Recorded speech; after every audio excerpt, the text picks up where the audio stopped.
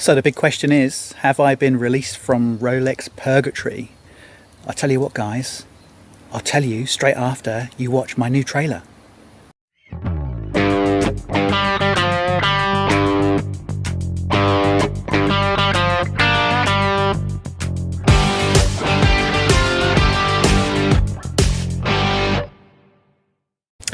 So guys, hey, just a bit of fun there with a new trailer for you. So yeah, the question is, watches and wonders. So I was recording a video just recently where I was talking about my Rolex purgatory. I'm in purgatory because, of course, I've got no eyes for any other watch but Rolex these days, and I've had some serious issues trying to take myself away from Rolex, trying to break myself out of the Rolex bubble, if you like. Despite a couple of negative experiences that I've had at ADs, despite that, guys, I found it really, really difficult to get away from the Rolex hype machine. And I recorded a video just recently where I actually said, guys, I will tell you after Watches and Wonders, when Rolex releases its next tranche of new models, I will tell you whether I am now released from purgatory. Because if there was nothing in the new tranche of new releases from Rolex which took my eye, which made my eye stray, if you could say, as a gentleman, made my eye stray, then I would remain in purgatory. But guess what's happened, guys? Watches and Wonders, it's got to go down in history. Watches and Wonders 2024. What a shambles, really. I mean, it's been really boring, hasn't it? So yeah, to answer the question, guys, I am 100% released by Rolex from my purgatory. So we need to talk about this. What actually just happened with Rolex and Watches and Wonders?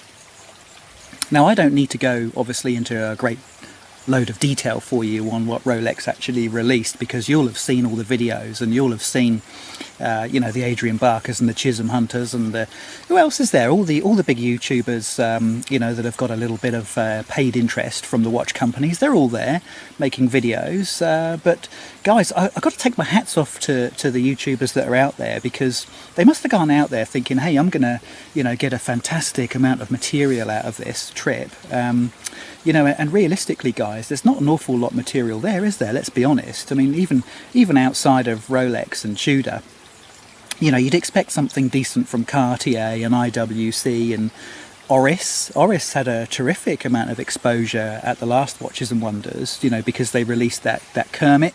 If you remember the Kermit dial, and that got them a tremendous amount of publicity, which actually, considering it was Kermit the Frog dial, it was actually really tastefully done and very nicely done. And even Oris, I was hoping Oris might do something exciting this year, and they really haven't.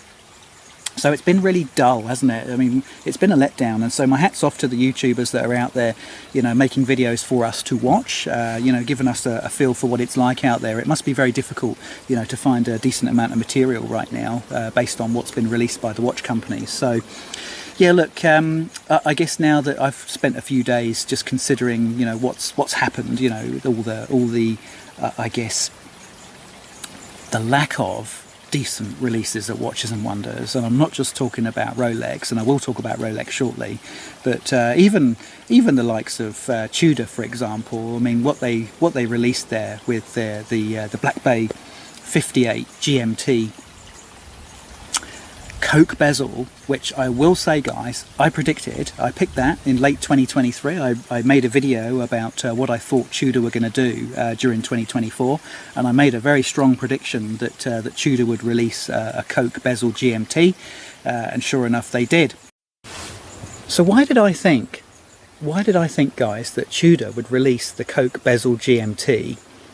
Why did I strongly predict that? And why was it that Rolex didn't release the Coke? Because that's the watch, after all, that everybody's been yearning for. That's the Coke bezel GMT Master 2. That's the watch that every Rolex aficionado wanted, isn't it? And of course, the reason that Rolex didn't release a Coke bezel GMT Master 2, guys, is because that's what everybody was expecting and hoping for. And as I said in a previous video about Rolex, when has Rolex ever done anything or released anything that you predicted? They always do the unexpected, and sure enough, they did. and I did predict that that Tudor would release a Coke. It's genius, really, from the Rolex group to have done a Coke bezeled GMT, to do it through Tudor, who I would argue are really struggling for volume sales at the moment. You know, putting the Coke bezel, which everybody wanted, through Tudor was an absolute, you know, masterstroke, really, when you think about it, of marketing. Because it puts Tudor right back in the spotlight. And of course Rolex knew that because they weren't releasing anything really decent in terms of steel sports models this year, that absolutely left the whole game open for Tudor to dominate the steel sports watch market at Watches and Wonders, which is exactly what they've done, actually, isn't it? With the monochrome Black Bay 41, which I really like. I think that's a great watch. I'm calling it the Tudor Submariner because essentially that's what it is. And the Black Bay 58 GMT Master 2 Coke bezel, I think, is also a fantastic watch. I really like both of those releases from Tudor. 10 out of 10, guys. I think you've done a great job. So the elephant in the room here, of course, is what was going on with Rolex this year. They've basically just completely ignored their steel sports market, apart from one release, which was the GMT Master 2, and I will talk about that at the end. But I wanted to talk about the fact that it was all gold, wasn't it? I mean, everything pretty much is gold. Now, I really love some of those gold watches that they've released. I love the diamond dial Daytona. Never going to buy one. I would never wear one, but I like what they're doing. Putting it on an Oyster Flex as well. I mean, the profit margin on those watches must be phenomenal. And of course, the the day date. You know, really nice day date with some really nice fume dials.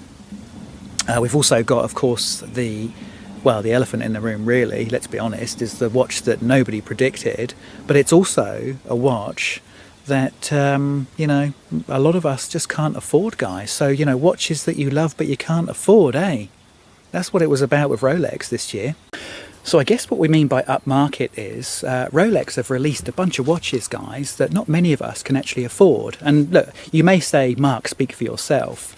But how many of you guys can actually afford the 92,000 New Zealand dollars, which is what, about 46,000 pounds for that deep sea? And those Daytonas with the diamond dial, and those day dates with the fume dial, they're lovely watches, guys. But how many of you watching this video now, or any of the other videos on YouTube about these watches, how many of you are actually ever going to be able to actually afford them? So Rolex have not only allowed Tudor to have all the limelight in the steel sports category, which is where most of us are shopping, but Rolex are sending a clear message, if you ask me, to everybody out there, which says, we're going up market, guys. We're going up to the next level. Which kind of takes me to the last watch that I wanted to talk about in the kind of the Rolex Tudor releases. The last watch I wanted to talk about is the only watch that Rolex have released this year. Before I talk about the discontinuations, which is another subject again, there's a fantail behind me. He's trying to photo bomb me or video bomb me. There he is. See him? Hi. You come to say hi? You're stealing my limelight here. So guys, the GMT Master 2, the black and grey bezel GMT Master 2, the watch that none of us expected really to see. Although none of us, when we saw it, were surprised to see, were we? Let's be frank. So I've had a few days to think about this. I kind of watched the releases come through on the internet. When Rolex broke the internet, which is what they normally do, and their website was really struggling to work for me, I eventually found that they'd released this GMT Master 2. Initial thoughts were, it's dull. I think that's what most of us thought. It's just a really dull watch. I then went and looked at the whole GMT Master 2 Steel Sports lineup, and I could see that they hadn't discontinued anything. And I thought, yep, this makes perfect sense. So they've now got 4 Steel Sports GMT Master 2s in the collection. this is the fourth piece in the puzzle for me. I guess that's the way I see it with the GMT Master 2 collection. It's almost like the four seasons now, really, isn't it, with the GMT Master 2s? They've just released the winter season.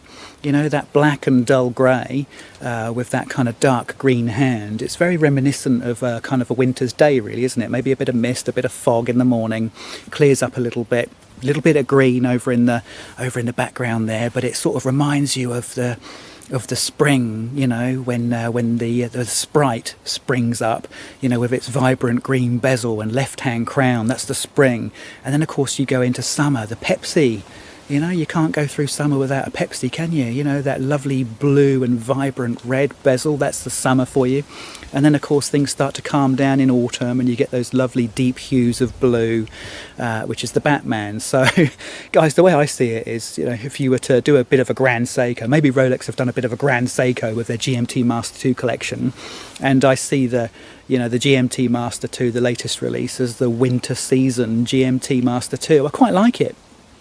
I mean, don't get me wrong, I wouldn't buy it. It's not a watch that I would buy because, to be quite honest with you, if I'm going to drop that kind of money on a wristwatch these days, I kind of want it to be a little bit more vibrant. And honestly, guys, I've already got the GMT Master 2, the Spring Edition. You know, I've got the Riddler. So, you know, honestly, I'm not really interested in that as a watch to buy for myself, but I totally get why Rolex have put that out into the marketplace because it's complementary. It's a very, very subtle, sleek, toned down version of a very outgoing sports watch, which is what the other three are really, isn't it? So I think it's look, as much as I think it's quite dull to look at, I actually think it's a sensible watch for Rolex to have released.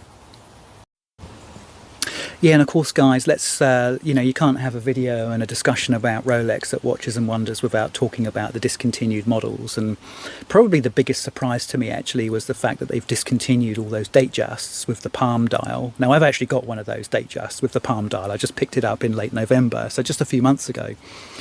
I love it. I think it's a fantastic watch. I'm absolutely in love with that watch. It's great. Did I expect them to discontinue it? Yes, I did actually. And a few of my viewers had actually warned me in the comments that they thought or had heard from ADs that watch was going to be discontinued, the palm dial, the palm motif. So I kind of semi-expected that to happen, and it made sense. But they've also discontinued, of course, the general motif dials. I think they did some blue ones and some gold ones with that motif as well. So they've discontinued a lot of models in the Datejust range, and they haven't replaced them. And that's the key differentiator this year, guys, is they've discontinued some models, but they haven't replaced them either. And that's really interesting. Because, of course, what that means is that there are now less dials and variations for you to choose from. When you go onto the Rolex website and you go and configure your Datejust, you're actually going to have, I think it's 12 or 15 less variations to choose from. So Rolex are actually, as well as not releasing any significantly interesting sports models apart from the GMT or any actually, when you think about it, any nice steel models, whether they're sports or dress, they've actually reduced the amount of watches that you've got access to now as well. Very interesting. And they didn't release any new Oyster Perpetual, which I strongly suspected they were going to do that. I strongly expected them to release some new Oyster Perpetual dials, and they didn't. Very interesting. So as I said, guys, what that tells me is that Rolex are going up market. So if you're interested in getting yourself a nice steel Rolex model, I'd suggest you get your hands on one soon, because I've got a feeling that there's more price increases coming this year from Rolex on their steel models, because they're pumping the gold. And who can blame them? You know, they make their own gold. I think they've got their own foundry, and they pour their own ingots and make their own gold watches. And why wouldn't they? Because they can make an awful lot more money out of selling a few of those deep sea all golds, just a few, in relation to trying to sell 20 or 30 steel deep seas for the same, probably about the same amount of profit margin. So would you rather sell 10 watches at $100,000, or would you rather sell, 100 watches at $10,000? I think I know what I'd rather do, guys, you know. I think I'd rather sell less volume for more money, and I think that's where Rolex are going. And the way for Rolex to sell less volume for more money is to go up market and let Tudor kind of just settle really nicely into that price range that you know that Rolex have been hogging very, very well for quite some time. So that's my view on it, guys. I think you know, just to summarise, I think Watches and Wonders has been, you know, it's been kind of predictably dull. I mean, that's just my view on it. I wasn't expecting anything really interesting and sensational. It's been predictably dull, and I'm not just talking about Rolex. Tudor have come out with a couple of quite nice watches that are going to be very popular. I have not seen anything that's been released throughout Watches and Wonders that I would put my money down for. I really haven't, and that's unusual, and I think there's probably a few of you out there that are thinking the same thing too. There's nothing out there this year that I would actually rush to my AD, you know, to put my name down for. It's all been quite dull and fairly predictable. I'm tempted to use the word disappointing, and maybe I should. It's been a bit of a shambles in some respects. You feel sorry for some of the media that have gone out there thinking that they've got material coming out of their ears for the next few weeks and months, and you know, how many videos are you going to be able to make realistically about the new Tudor Black Bay 58 GMT? You know, you're going to make 2 or 3 videos, you're going to do a hands-on, and that's it really, isn't it? I mean, you're done. Whereas over the last few years at Watches and Wonders, you know, there's been a lot of really, really nice product coming out from lots of different manufacturers. So maybe it's a sign of the times to come, guys. You know, there's going to be some difficult times ahead in the watch industry, and they all know it, and they're just throttling down a little bit. And stick to your knitting, maybe that's the moral of the story this year. Stick to your knitting. So let me know what you think, guys. I'm really keen to find out from you guys what you think. Drop a few comments in if you like. Let me know what your thoughts are, and like and subscribe if you haven't already subscribed, and I look forward to seeing you guys on the next video. Cheers.